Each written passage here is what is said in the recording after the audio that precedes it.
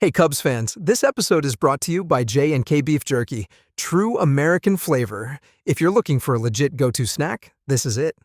J&K Beef Jerky is made from real cuts of beef and brisket, thick cut, full of bold flavor and actually satisfying. None of that thin, dry stuff. This is real, meaty jerky. They've got a variety of flavors too, from classic to sweet, spicy, and smoky.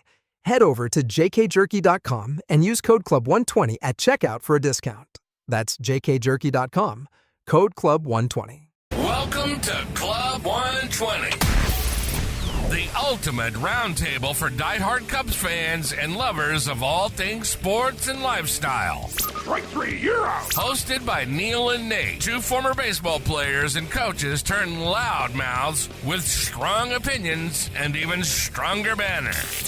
Get ready for quick-hitting, time-answer segments packed with wit, laughs, and the occasional heated debate. From analyzing Cubs on-field action to diving into off-field drama, no topic is off limits. So grab your glove, pour a drink, and pull up a seat at Club 120, where the banner's quick, the takes are hot, and the Cubs always come first.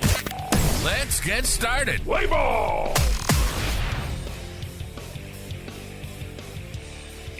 Hello, Cubs friends. It's 120. You know what that means. Grab an old style and a bleacher seat. You're in Club 120. Let's talk Cubs. I'm Nate, and with me as always is a man who believes that red vines are the superior licorice. Neil, what's on today's lineup card? That's a good one, and that is zero question. Red vines all the way. Take it to the bank. That's the deal. I mean, it is what it is. It is superior. Unless you're in Wrigley and you are with your I said she's full-blown teenager at this point, and she likes the long licorice jump rope thing. Right. That is, the Wayne and Garth thing, the dispenser. That is the superior licorice after that. Man, big show today. I will stop talking about licorice. I can promise you that. Thanks for joining us as always. Thanks for spending part of your week with us. Obviously, last week we had some technical difficulties, so that episode did not air, unfortunately, because it was a great one. But anyway, enough of tooting my own horn. Thanks for joining us. Thanks for tuning in. As always, we couldn't do this without you. Big show. Topic 1, Conspiracy Pete. And then we'll go down to, wait, I am on the wrong show. Let's back that up. This guy's showing up to the right show this week. He's locked in, folks. Yeah, we're going to start the first section here with Proof is in the Pudding. That's where we're going to leave you off, and you get to do the rest because I believe in you. Yeah, proof is in the pudding, and then we'll go into wartime inflation. The offense is relentless. Dawg Days, which we haven't visited Nate's Dog Pound in a while, but we are taking a trip to the pound, and then we'll end it up with the topic of the week, happy and healthy. Let's get started. Topic number 1. Proof in the pudding.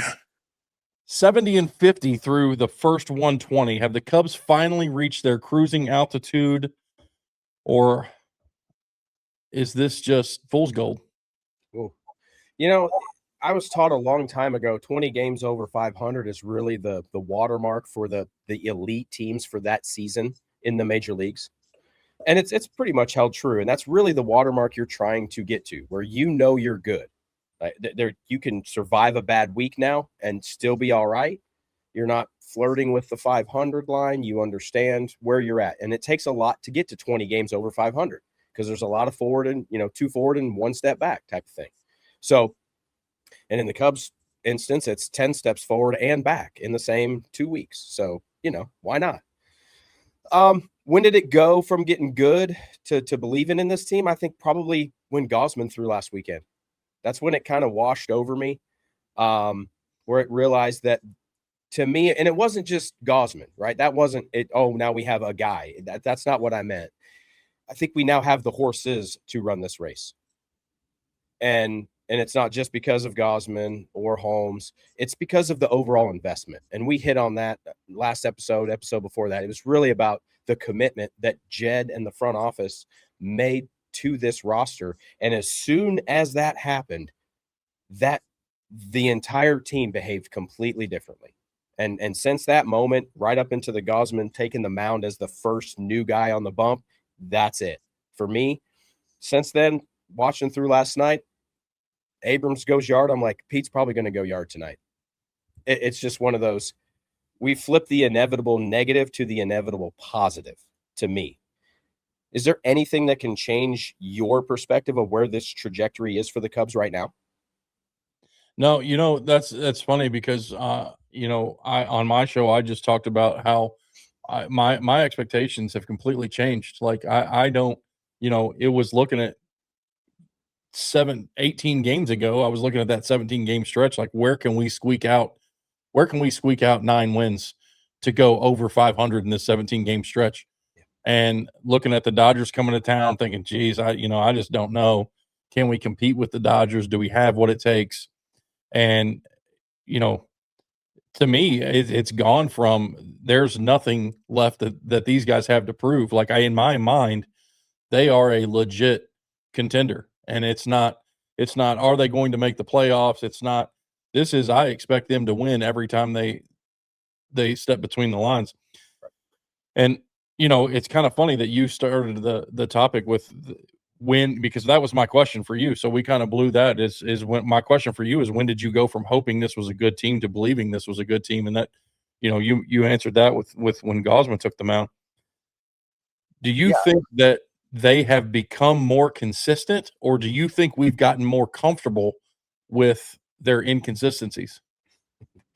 That I think the second part is probably a lot truer than we think, because we're okay now. When it took us 20 some odd days to really get angry at Ian Happ for not having a hit since July. What did I say? 13th or something at one point. Like it was approaching a full month, and Right. Yes, we see the people losing their minds, but the reality is that that wasn't a blip. 8 weeks ago, that would have been a huge blip in this offense, because that's a whole nother night, night after night. That's the glaring issue, and it's over and over, and it's not anymore. There's no glaring issues right now, and that's really the situation where you have that comfort level.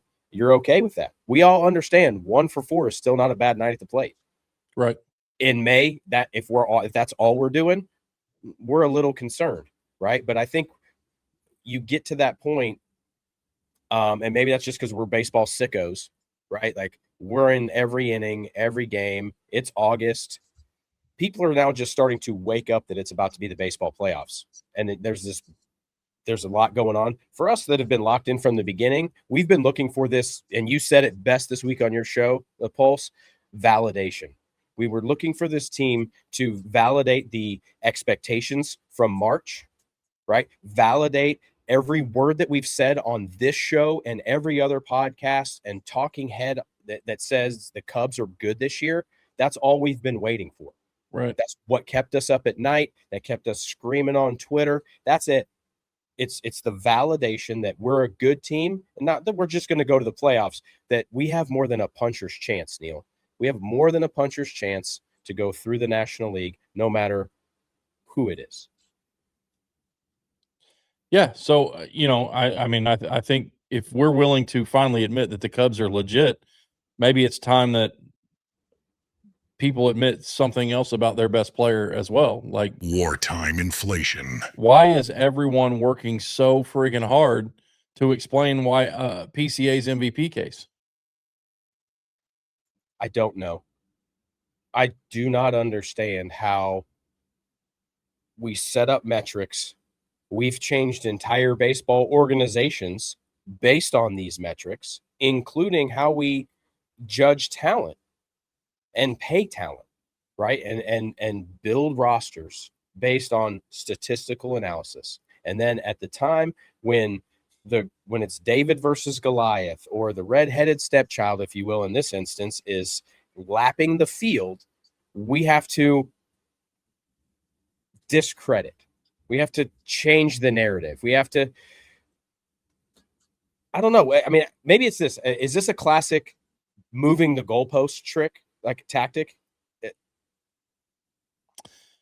I don't know how to explain it, because to me, it's not even a contest. It's not even a close race. If you still want to call it a race, I don't know. But my thing is that I don't know if is it because he's a couple years early? Is that what it is? Like, what is the reason why why we can't admit that PCA is the best player in baseball, that he affects the game in ways that other people can't?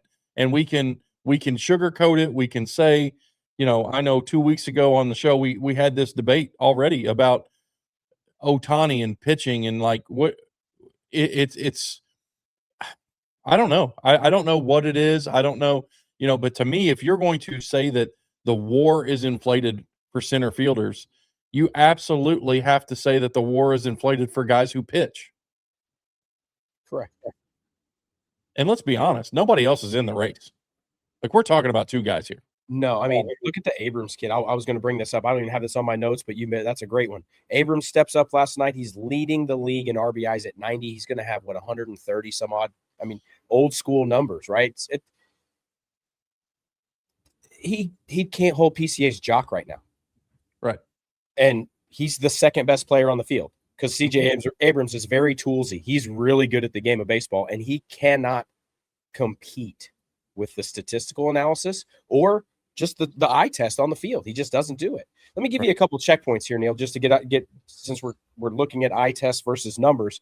On June 25th, Ohtani had a 5.7 WAR. Pete this is F WAR. Excuse me. I'm using F WAR from Fangraphs. So Ohtani's F WAR was 5.7. PCA's was 4.8. So almost a full point for Ohtani. July 21st, basically 3.5 weeks later, the gap was 6 to 5.9. August 4th, PCA takes the lead by a full 0.8 of a point, almost a full point, 7.3 to 6.5. And now we're sitting at 7.3 to 6.7. He's expanding. He's growing this gap. He's pulled a full point in a month and a half. And you can't say, oh, that's because pitching and all. No, I'm sorry. There is a gap right now that if you remove all of the stats, if Ohtani throws 7 or 8 starts for the rest of the year, he still can't catch PCA. We're that late in this accumulation of this opportunity. He would have to have some otherworldly pitching stats if he throws. And yet we cannot take the one thing that we've quantified this for as what it is, truth. Okay. Go ahead. I just got a couple questions. Number one, in my mind, is are MVP voters or people that think that let's just talking heads, whatever, are they evaluating PCA against Ohtani's 2026 numbers, or are they evaluating PCA against the idea of Shohei Ohtani? It has to be the idea, because statistically, if you're saying statistically, then let's just stick to the statistics. I agree. I think you want to talk about a mythical ghost. Look, he's just a hitter right now, and he threw 80 innings. Great. But it's not, again, what PCA does for other pitchers, right? What the defense does for the entire Cubs staff. Look at the team WAR for the Cubs pitching staff, and the outs above average, the DRS. I went over this in my show in the margin about the Cubs' historic elite defense, right? And the numbers are astounding. And PCA's leading it, but even if you took PCA's numbers out of DRS, the Cubs would still be leading the league, right? PCA just makes them lap the field. That's how good he is. He's the difference in an already better than everybody else defense. Okay, so another question. But what does he have to do? So the follow-up question then is, Neil, you're asking these questions, but the answer is what? What does PCA have to do? In the last 42 games, what does Pete have to do to really make this narrative about a celebration of his feats versus discrediting it so that the narrative of Ohtani and the Dodgers stays alive? I don't think there's an appropriate answer, because you're asking the wrong guy. Like, I believe that Pete wins the MVP running away. So I can't answer what he has to do to change minds, because I don't freaking know. Like, in my mind, he's done more than enough. Like, I have no idea what he has to do. What could he do better? I don't know that there is anything, to be honest with you. And so, like, if you remove the names Mhm. if it wasn't PCA versus Otani and just showed the total impact of each player, I think people view this race completely different. Wait, okay, so you said blind resume, right? Put stats in a box or in an envelope, and you just leave them on the desk and leave the room, and then you just watch my reaction as I open it, right? Like, then I just put them up on the bulletin board, and I'm No, like, I'm that saying guy right there, right? Yeah, Like, we know no, nothing except for what his WAR is, what his DRS is, what his ERA is. yeah. Oh, and don't forget the most important. You have to leave off who each one plays for, Right. because Yeah. that matters. Is this really about just the narrative? Is this a storyline that we're just trying to follow, and and Pete's just the biggest antagonist that this game's ever seen, and he's like, I don't like the story. No, I don't think it's the storyline at all. I think it's the look at go I mean, go find the National League All-Star game team photo. Okay. The entire front row. I mean, it's 30 guys. Mhm. And I think it's 3 or 4 rows deep, and the entire front row is all Dodgers. I mean, And like 3 of them deserve to be there. Like, and that's what I'm saying. Like, I think this is national media playing to the largest fan base. That's the only thing it can be. That's the only way you can make it make sense.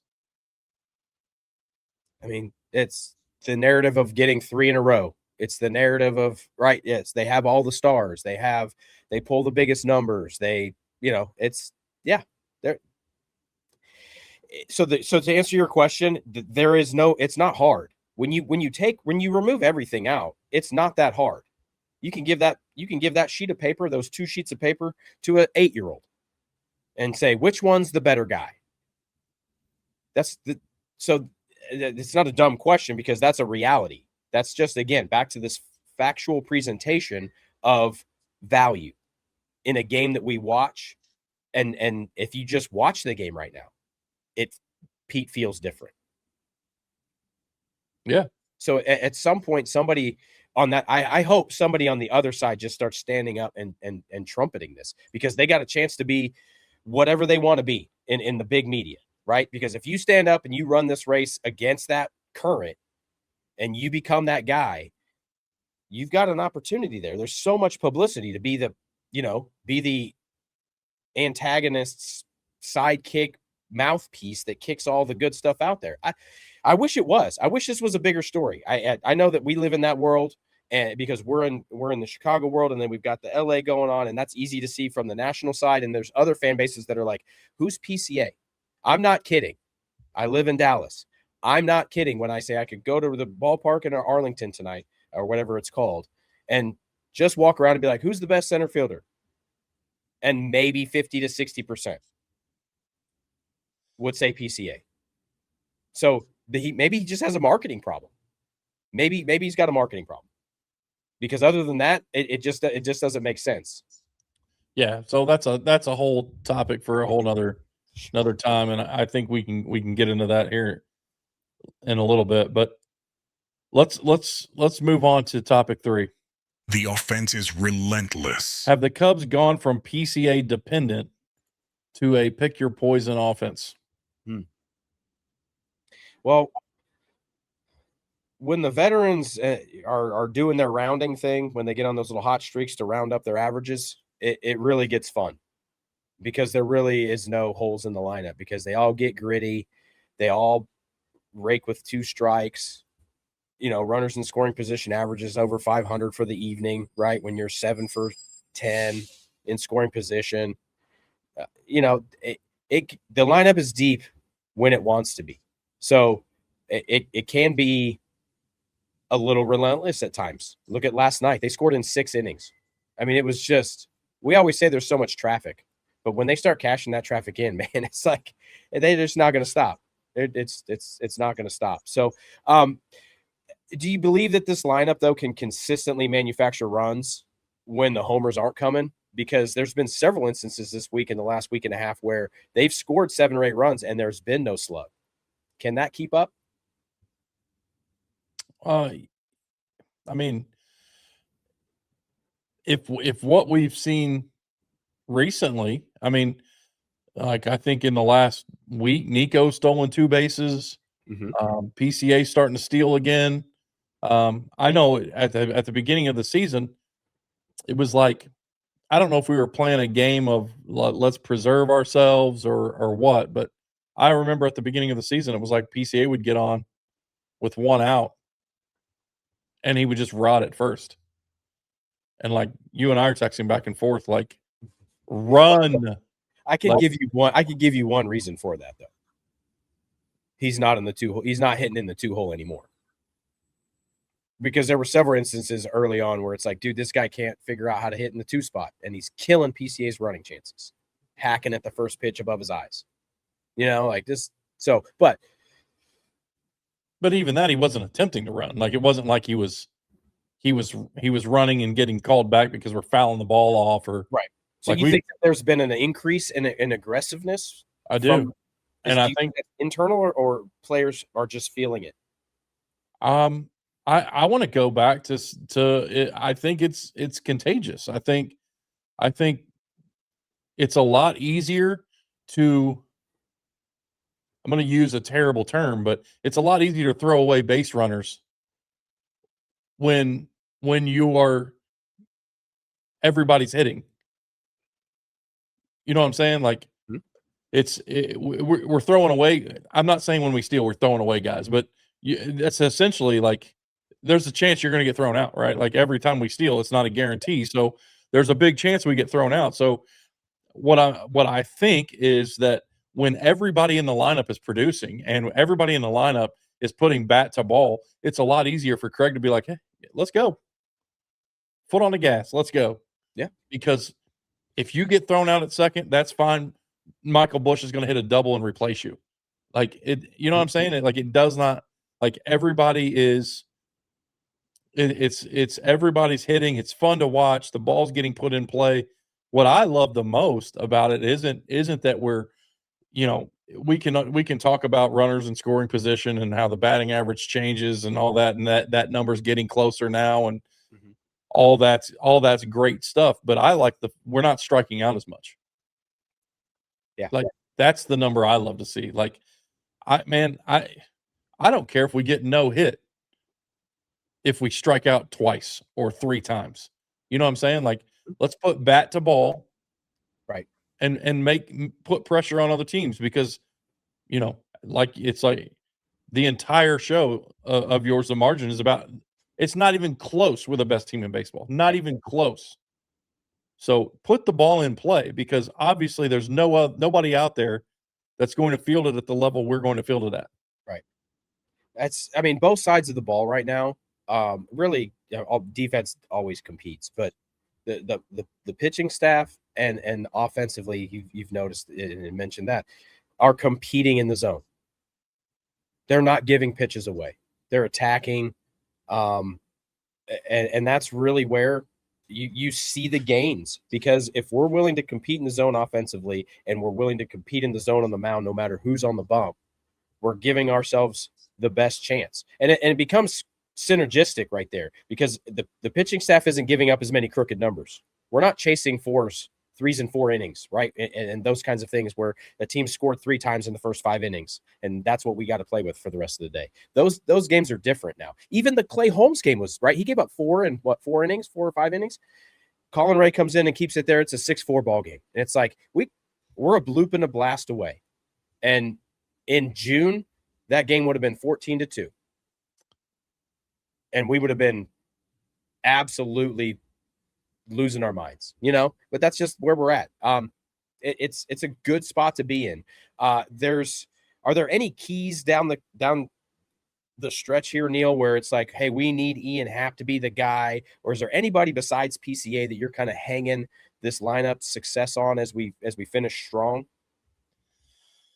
Well, it's kind of funny that you mentioned that, because that's my question to you, is not PCA. Like, you cannot say PCA. Okay. Who's the hitter you'd least want to face with the game on the line? Oh, that way. Okay. So game on the line, that's Nico right now. I feel like he's just picking his elevation angles right now. And he's hitting every ball at 90, 95 and up. And the only time he gets in trouble is when he tries to lift just a little too much. And right now he's at that angle where even his line drive or his outs in the air are just hit well. So when Nico's going, and if he's going to live in that 6-7 spot, then that middle to end of that lineup really just gets so much longer because there's so much traffic already. And if he's cleaning up what's in the middle, we're flipping that lineup over again. That gives PCA another at bat and a fifth at bat more often than not, right? I mean that's a Nico. That's a credit to what Nico can do by keeping that lineup going through the 6 to 9 spots. So I have two. If we're going to go with players not named PCA, okay. My two are Nico, hands down. Even though 3 weeks ago people were yelling that we trade Nico. Mine's Pedro. Boy, where's he been the last couple of days, by the way? But that's another day. But how do you get in there and compete like that? It's unbelievable. It's unreal. It's unreal what he. I mean, I don't know why. I mean, here's the thing. You tweeted it yesterday that we've seen enough Michael Conforto batting instead of Pedro Ramirez, but I mean I don't understand it. Like why is Pedro not in the lineup? Like he has proven time and time again that he cannot be left out of the lineup. Yet but like I'm not gonna knock it too hard because we're winning games. True. But like, geez, let the guy hit. Because he's in the top two that if the game's on the line, like I want this guy at the dish. Like I just don't think he's going to strike out. He's not going to swing at bad pitches. Right. He knows what he's looking for. He just puts the ball in play and does good things. Mm-hmm. He's not going to wow you with exit velo. Like who cares? No, he's got that little corner in Wrigley down that third base line. He's got that one figured out. It's unbelievable to watch, and he finds the green, right? Like you just ask to just find a little green out there. It doesn't matter. Nobody cares about your exit velo when your batting average is 300. I promise. Right? I mean, if Nico was hitting 300 every season, nobody would be asking him to hit more home runs. But when you drop down to 285, people are like, nah, maybe you could, if you drop to 260, but you hit 10 or more home runs, you're worth $20 million. Yeah. Silly. Well, the other stat I saw, which and we can talk about how this is related to hitting, or we can not talk about it and just assume that people realize how it's connected. But we have in the I don't know if it's a national league that I was looking at or the top 10 in all of baseball, but we have 3 guys in the top 10 in all of baseball of walks. Really? PCA Michael Bush at like 68. Mm-hmm. PCA at 65, Ian Happ at 64. It's amazing, isn't it? The PCA is the most amazing. 100%. 100%. And Bush's walk rate is the one thing that's saving him from having a quote really down year. His pop's not there right now. It looks like he's really starting to square it up again. But that walk rate, yes, being on base, being available, the heavy traffic is great. Would love to see Michael Bush do a lot more damage down the stretch, though. Yeah, right? Same thing with Ian. I mean, lower the walk rate a little bit, go hunt a few extra pitches, lose a couple, in the bleachers, and we know you got a good eye, but let's start doing some really good damage is what we're at. And Ian's just such a swing and miss. I tweeted it the other day. The hot streaks are so much shorter than the cold, and I hope the heater he's on right now stays through October. But that's just hopes and dreams right now. Well, I made some phone calls today for this next segment, and unfortunately, this next segment, which we'll just jump right in here. Dawg Days. Yeah, Sarah McLachlan was not available to sing the sad song over top of. I don't think that's where we're at in the dog pound. That's not what we're here for, man. Over a montage of dogs trying to, just like hell to get out of the cage, man. Like, that's the wrong pound, man. That's the wrong dogs. Yeah, because these dogs are eating well. Yes, they are. Yes, they are. Man, it has been a minute. There's been a lot of chatter thrown around about dogs lately. Just some guys, and maybe that's just the dog days of August, right? Everybody's just trying to find something to look. You got to dig in right now. And we've got some guys out there that have really shown. So I feel like you broke me down here in a couple of things. So let's see what awards we have, and I'll see who fits the collar, if you will. Okay. I like it. So let's go right. We're going to go 4. I want you to name 4 guys. Okay.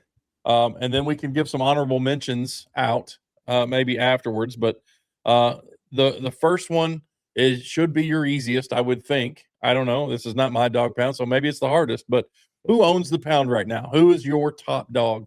Matthew Boyd.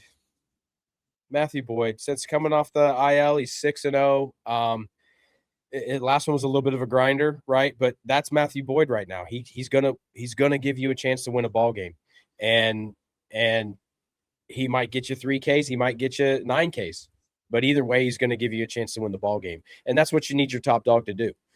Is every 5th day go out there and give you a chance to win, and the expectation is that when the playoffs roll around, that his name's going to be on the the first one out to lead us into the playoffs. Okay. I love it. I'm on board. The next one is the new dog. Who's earned their first collar? I don't know. We have to check the archives, if you will, how much we brought this guy up on his way up to this position right here. But for me, it's Jacob Webb.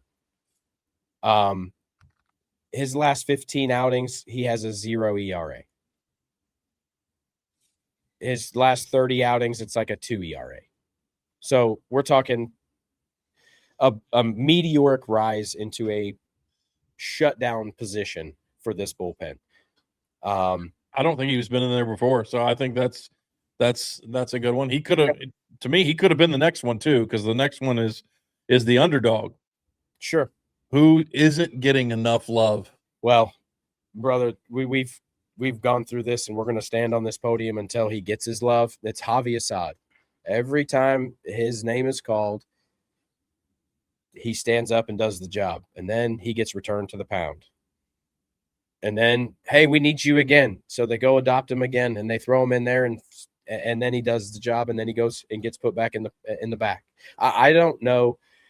That's why he's the underdog here, because he's just going to give you – I call him the junkyard dog. That's what I've been tweeting about. Javi Assad is the junkyard dog. Whatever you need him to do, he's going to do. And maybe that's what his role is, and he's fine with it. I'm not. I don't like it, because he deserves better. And as the coach in me says, that kid deserves it. And that's my thought on how that goes. I'm sure Craig and I could have, a few brewskis over coaching philosophies, but he's doing all right for himself too.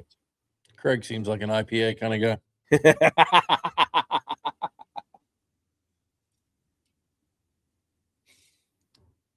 Okay, if you're listening and you're an IPA kind of guy, I'm sorry, that was a low blow. I shouldn't have went there.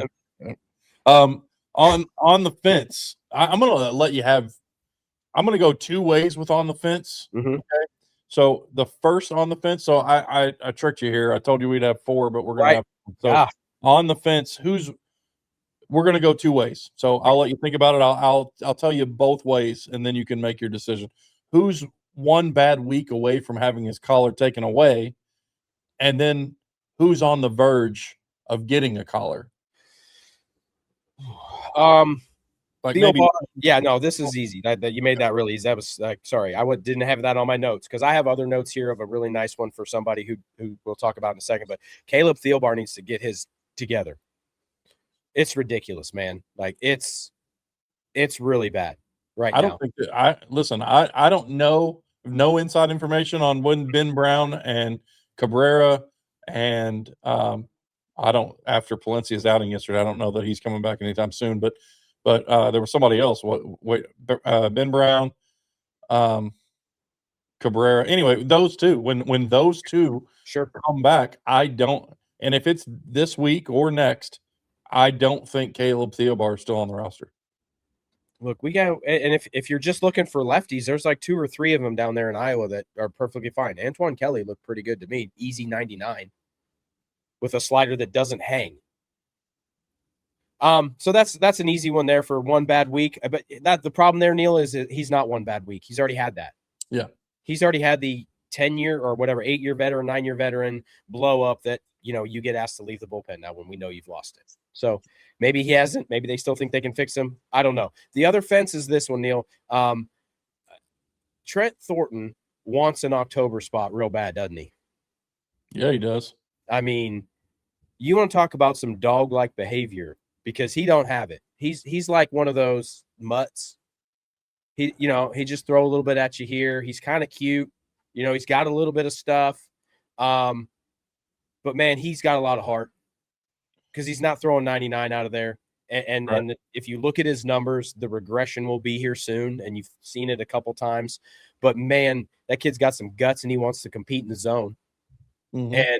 And I think he's got a little dog in him, Neil. So I think that's why I'm on the fence with him. I'd love to see more. I'm on the fence because I just don't know if there's room when you get down to 13 guys in October. And maybe – did you read my notes before the show? No. Why?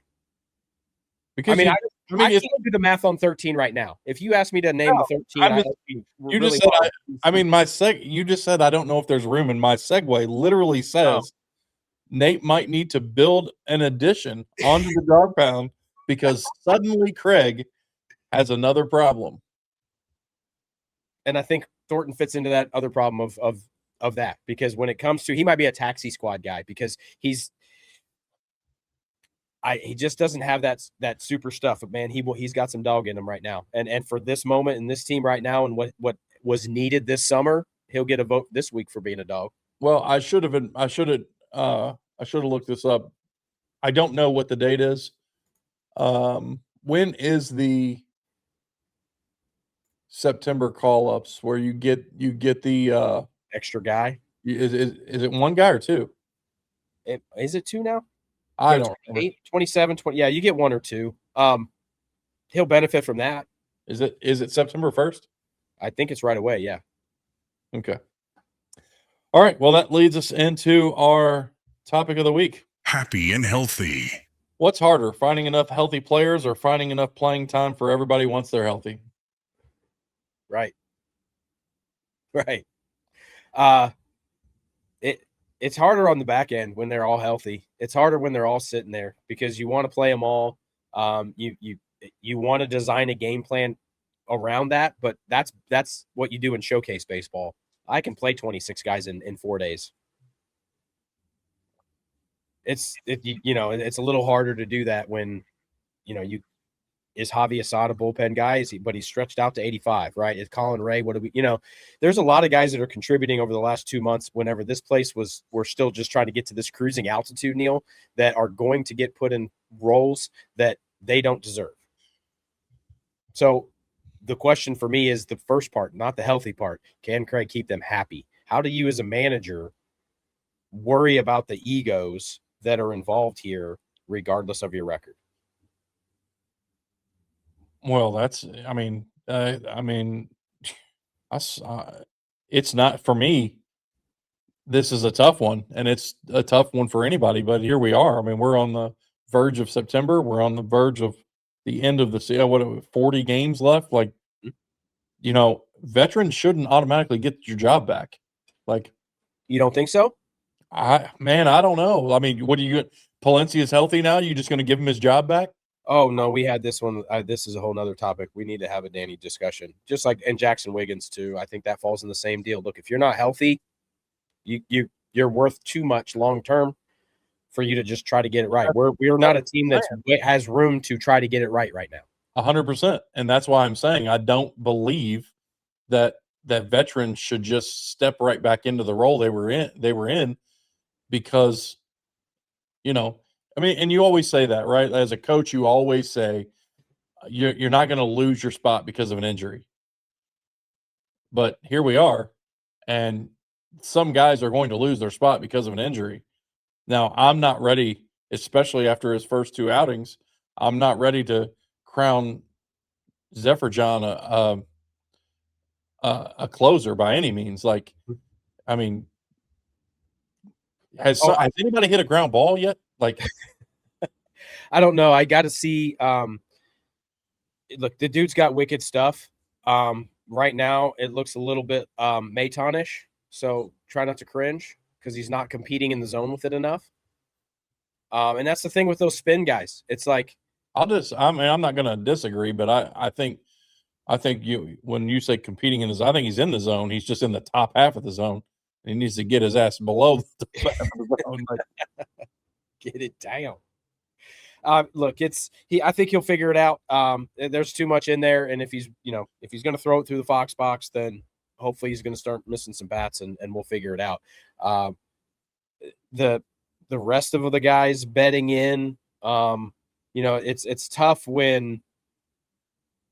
What's frustrating here is that guys that we just brought in and guys that are coming back from injury are going to push guys that carried the load while those guys weren't here. Right, and that's what I'm saying. I don't believe that you should be able to come back and just shove somebody who's been dealing for us out of a spot.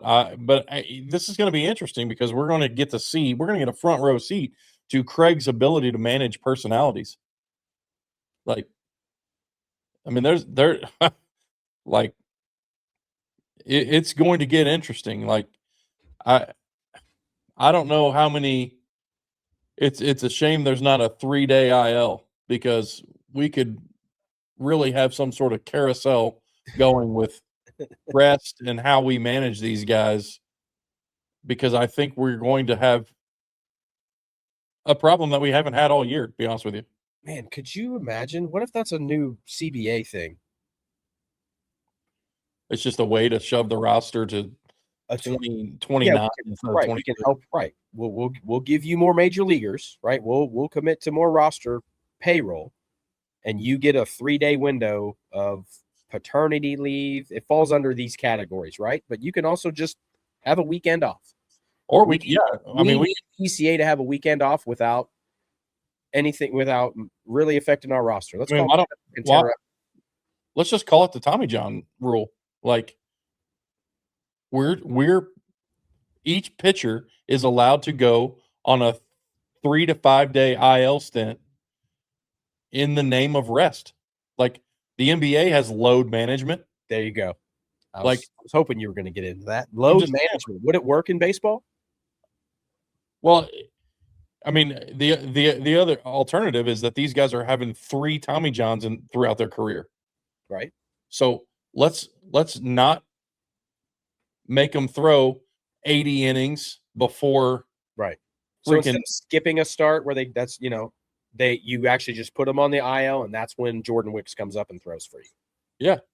Okay. I'm all for proposing something that's going to have baseball next year. I'm interested because I think both sides can get down with that because it's going to increase your payroll. It's going to increase the number of opportunities for your minor leaguers to get up to the bigs. It increases that. And it eliminates the fantasy fictional oblique strains. And how do we, I think they're already doing it. More than missing a start, right? When you're on a 10-day, like, you're missing 2 or 3 starts. And if you're a reliever, you're probably missing 3, maybe 4 outings.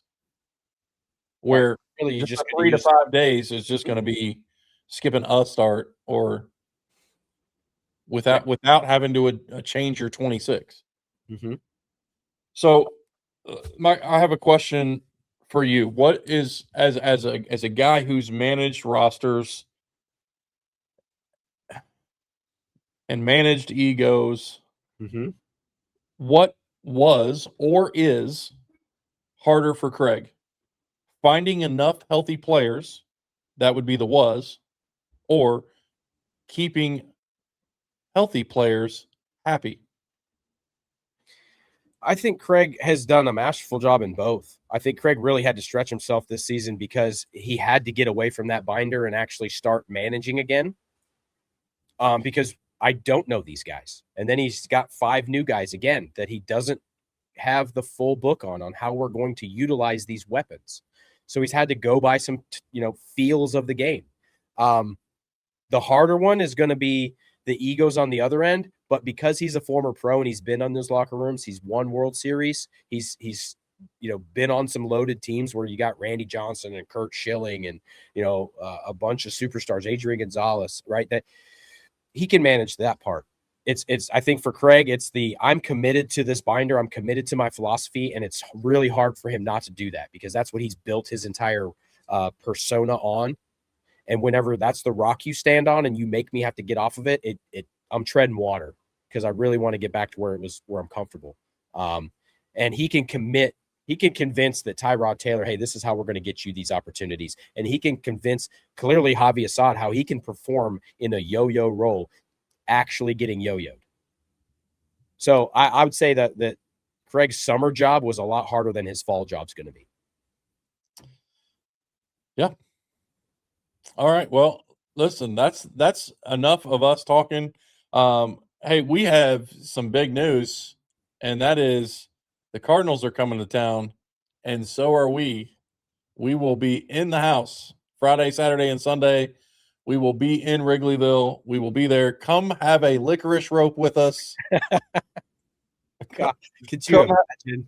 Come have a soda pop with us. We would love to meet you. We'd love to see you. Come say hi. We'll be around. Just shoot us a message if you're around.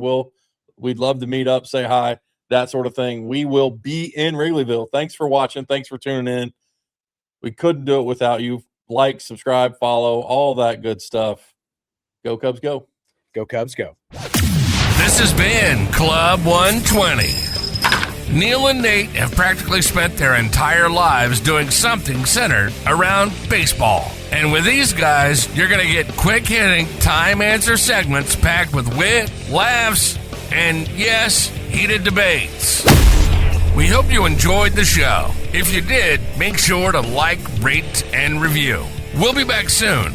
But in the meantime, you can find us on all social media platforms at Club 120 Show. And, of course, the website at www.club120show.com. Until next time, go Cubs, go!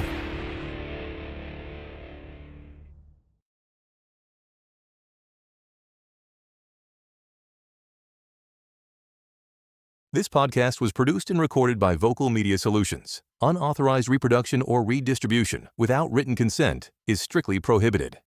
Interested in launching your own show? Visit vocalmediasolutions.com to get started.